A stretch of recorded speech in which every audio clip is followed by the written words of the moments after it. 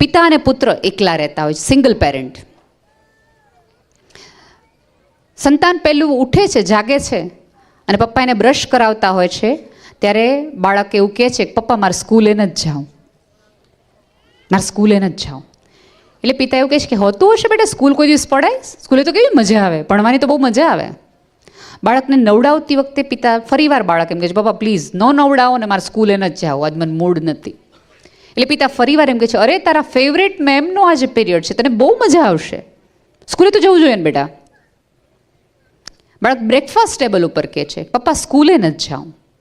પપ્પા એને પ્રોમિસ આપે છે કે આપણે સ્કૂલેથી પાછા આવશું પછી ફૂટબોલ રમશું, આપણે જઈએ સ્કૂલે, એવું ન કરાય.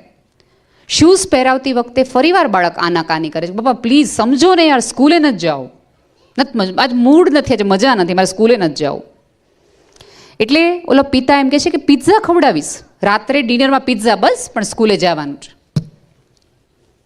આનાકાનીમાં કરતાં સ્કૂલ આવી જાય છે. બાળક નીચે ઉતારે છે. બાળક આમ થોડુંક ઉતરીને પાછું દરવાજે આવે છે અને પિતાને ડ્રાઇવિંગ સીટ ઉપર પપ્પા પ્લીઝ પ્લીઝ. એટલે એનો પિતા કાર બંધ કરે છે, ઘરનો દરવાજો ખોલી બાળકના વાળ સરસ મજાના સરખા કરી આંખમાં આંખ નાખી પૂરી નિસ્બતથી બાળકને એવું કહે છે કે તું સ્કૂલે જા, હું તને 5:30 લેવા આવીશ, હું તને લેવા આવીશ. અને કંઈક ખબર નહીં, પિતાના એ વાતમાં એક એવું કમિટમેન્ટ દેખાય છે, એવો ટ્રસ્ટ બાળકને દેખાય છે કે મારા પપ્પા મને લેવા આવશે. બાળક રમતું નાચતું કૂદતું સ્કૂલે જાય છે. પિતા છે મારતી ગાડીએ ફરીવાર ઓફિસમાં આવી જાય, આર્કિટેક્ટ હોય છે, ઓફિસમાં કામ કરે છે. થોડીક વખતની અંદર બ્રેકિંગ ન્યૂઝ આવવાના શરૂ થઈ જાય છે કે આર્મેનિયામાં ભયાનક ધરતીકંપ થઈ ગયો છે.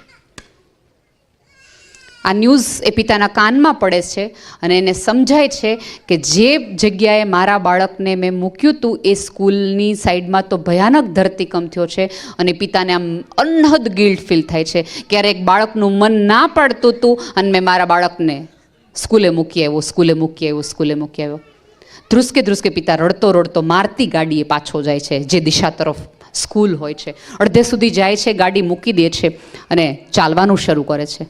લગભગ 3 કલાકે એ સ્કૂલે પહોંચે છે અને જોવે છે કે જે સવારે બિલ્ડિંગ હતું એ અત્યારે કાટમાળનું એક જંગલ બની ગયું છે. ફાયર બ્રિગેડવાળાએ ના કહી દીધી છે કે આમાંથી કોઈ બચે નહીં, એટલી ભયાનક રીતે આ બધું ધરાશય થયું છે.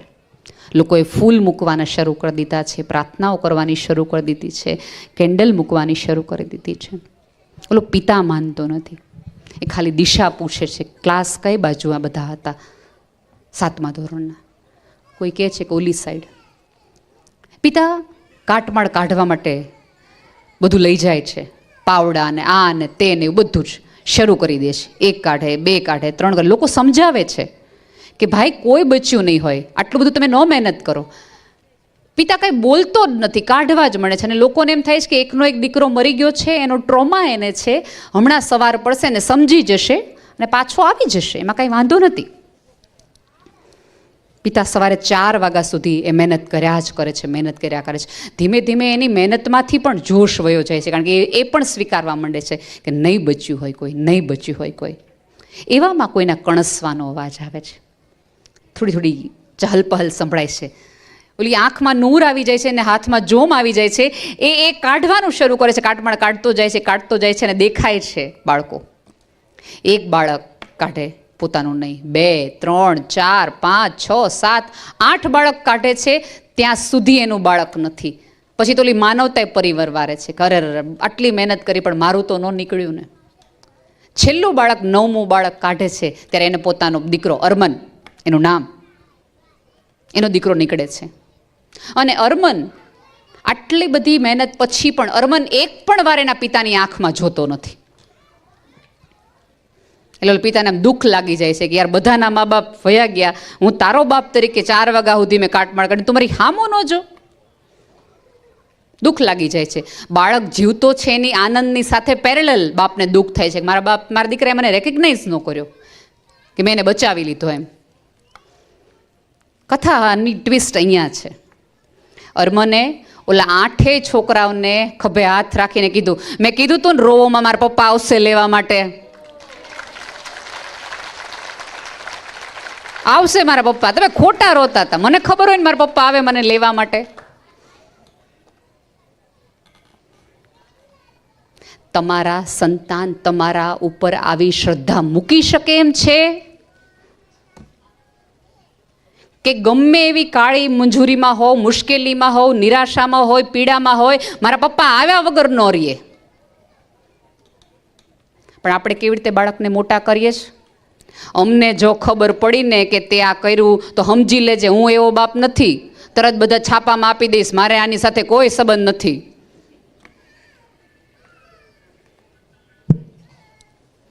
અમને ખબર પડી કે તે આ કર્યું છે તો આ ઘરના દરવાજા તારી માટે બંધ છે. આ વિચિત્ર યુગમાં આ 21મી સદી નહીં, આ 20મી સદી છે, માનો કે ન માનો તો. આની અંદર તમે બાળકને માત્ર ને માત્ર શ્રદ્ધા અને પ્રેમ આપવો જોઈએ. પૂજ્ય મોરારી બાપુ એક વાત બહુ સરસ કહે છે કે દરેક સંતાન પાસે શ્રદ્ધા નામની માં અને વિશ્વાસ નામનો બાપ હોવો જોઈએ. અત્યારે મારે ને તમારે આ આપવાનું, બાકી તો બધું ગૂગલ કરીને શીખી લેશે. ભણવાનું અંગ્રેજી છે, કેમ બોલવું એ આ લોકો શીખવાડી દેશે. તમારે ને મારે મોટા સાથે કેમ બોલવું ને નાના સાથે કેમ વ્યવહાર કરવો એ શીખવવાની જરૂર છે. ગણિતના દાખલા કઈ રીતે ગણવા એ આ લોકો શીખવાડી દેશે. મારે ને તમારે ઘર બેઠા મનના ગણતરીના મૂંઝારા કેમ બહાર કાઢવા એ શીખવવાની જરૂર છે. એક વાલી તરીકે માત્ર એને બદામ આપી દો એમ નહીં, એને હાલવાની તાકાત આપો. માત્ર પાંખો આપો એમ નહીં, પણ આકાશ પણ આપો, તો તમે સાચા. આપણે તો પિંજરાઓ મોટા કરતા જઈએ અને આપણે એમ કે અમે હું નથી દીધું. શરતો સાથે ક્યારેય પ્રેમ ન કરો. બાળકને કહો કે તું પાસ થા કે ના પાસ થા, તને 10મા ધોરણમાં સ્કૂટર મળશે. કારણ કે તારા પરિણામ સાથે મારો તારો સંબંધ નથી, મારે તારો સંબંધ પ્રેમના કારણે. તો બાળકને એવું થાય કે મારા માતા પિતાને મારામાં રસ છે, મારી સફળતામાં નહીં. આ તો પછી લેવડ દેવડના સંબંધ થઈ જાય છે. એટલા માટે વૃદ્ધાશ્રમો વધતા જાય છે. તમે ઈચ્છતા હો કે તમારા બાળકને તમારામાં શ્રદ્ધા રહે, પ્રેમ રહે, તો સાબિત પણ એવું કરો. અરમન જેવી શ્રદ્ધા લખી રાખજો કે મારા પિતા આવશે લેવા માટે.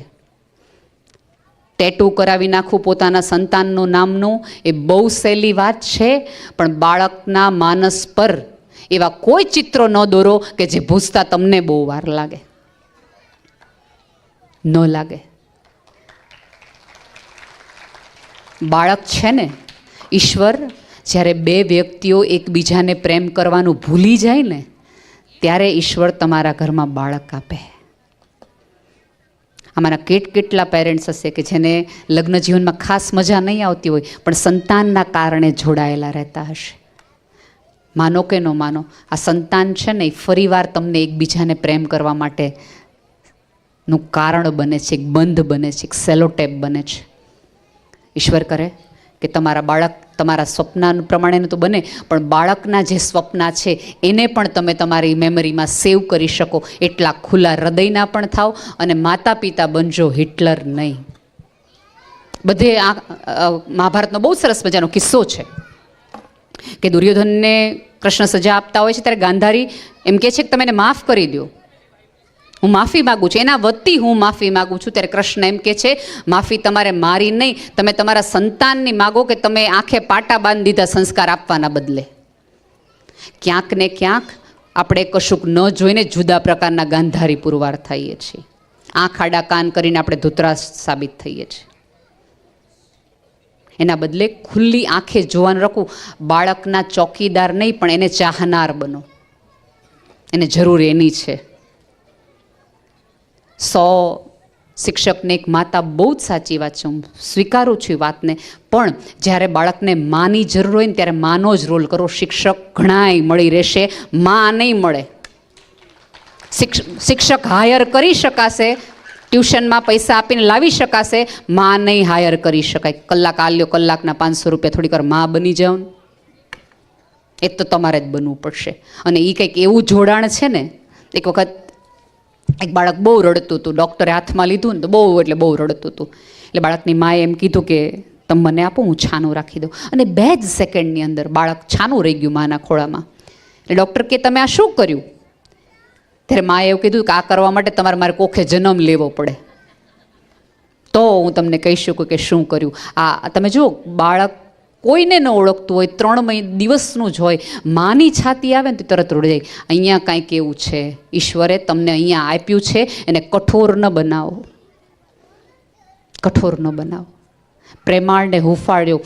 માનો રોલ છે એ હૃદયનો છે, જેણે એણે કુમાશ રાખવાની હોય. પિતાનો રોલ છે એ શિસ્તનો છે, પણ મા અને પિતાએ એકબીજાને કીધા રાખવાનું છે, એકબીજાના રોલ ફેરા રાખે છે. બાળક માતા પિતાની ફરિયાદ કરે તો જોડાઈને જ જવાનું કે તાર મમ્મી તેવી જ છે, તાર પપ્પા તેવા જ છે. ત્યારે બાળકને માથે હાથ ફેરીને કહેવું પડે કે બેટા પપ્પા સ્ટ્રિક્ટ એટલા માટે છે કારણ કે પપ્પાને ખબર છે કે જો આપણે ભણીએ નહીં, આપણે સફળ ન થઈએ, આપણે કમાઈએ નહીં તો લોકો શું કરે. બાળક પેરેન્ટ્સ મિટિંગમાં એકલી માં આવે તો તરત જ તે બાળકો ક્યારેક ફરિયાદ કરે, પપ્પા તો કોઈ દિવસ ન હોય, ઓલાના પપ્પા કેવા હારો હાર જ હોય. ત્યારે પણ તમારે બાળકને એમ કહેવાનું છે બેટા પપ્પા એટલા માટે હારે ન હોય, પપ્પાને બહુ જ કામ હોય, અને પપ્પાએ કામ એટલા માટે કરવું છે કારણ કે પપ્પા બહુ ઈચ્છે છે કે તું બહુ જ મોટો માણસ બને, બહુ જ મોટા મોટા સપનાઓ જોઈએ, અને સપના માટે પૂરા કરવા માટે પૈસા જોઈએ તો આપણી પાસે હોય, એની માટે પપ્પા બહાર જોઈએ. પણ આપણે શું કરીએ, આપણે જોડાઈ જાય, હા તારા પપ્પા એવા જ છે, કોઈ દી હારે જ ન હોય, પણ હું તો તારી હારે છું ને બેટા. એટલે પપ્પાને એમ થાય કે આ એક વિલન છે હો. મમ્મીને પ્રશ્ન પૂછવા માટે અને પપ્પાને ખીજાવવા માટે રાખ્યા હોય ને એવા આપણે સાબિત કરી દઈએ બાળકને. માતા પિતાનું બંનેનું મહત્ત્વ છે. એકલા માથી પણ જગત નહીં મોડું થાય ને એકલા પિતાથી પણ નહીં ચાલે. બંનેનું મહત્ત્વ સમજાવો, રિસ્પેક્ટ આપો, પ્રેમ આપો, અટેન્શન આપો, અને બાળકને થોડા દુઃખમાં રાખો, થોડા અધૂરા રાખો, જેથી કરીને એને સુખનું મહત્ત્વ સમજાય. ધન્યવાદ.